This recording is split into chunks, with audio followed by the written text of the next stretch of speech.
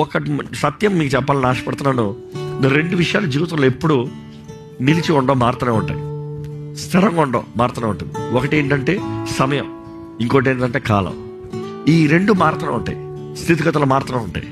ఈరోజు నువ్వు ఏడుస్తూ ఉన్నావేమో, రేపు ఆనందిస్తావు. For sure. నా జీవితం అంతా ఏడిపా అని చెప్పొద్దు. ఈరోజు ఏడిపేమో, రేపు తప్పకుండా ఆనందిస్తావు. ప్రతిరోజు బాధే కాదు, ఆనందం ఉంటుంది. ప్రసంగి గ్రంథంలో చూసినప్పుడు మనం చూస్తాం, ప్రతిదానికి సమయం కలదు. ఏడుస్తానికి సమయం ఉందంట, నవ్వుతానికి సమయం ఉందంట, ఆనందిస్తానికి సమయం ఉందంట, దుఃఖిస్తానికి సమయం ఉందంట, చస్తానికి సమయం ఉందంట, పుడతానికి సమయం ఉందంట. ప్రతిదానికి కాలం, సమయం దేవుడు నిర్ణయించాడు. నీ జీవితంలో కూడా you might be going through a face, ఒక పరిస్థితిలో నుండి, ఒక కాలం నుండి నువ్వు వెళ్తున్నావేమో.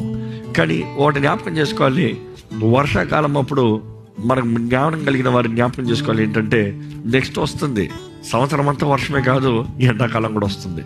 ఎండ ఉన్నప్పుడు కేవలం ఎండాకాలం మాత్రం కాదు, వర్షాకాలం వస్తుంది.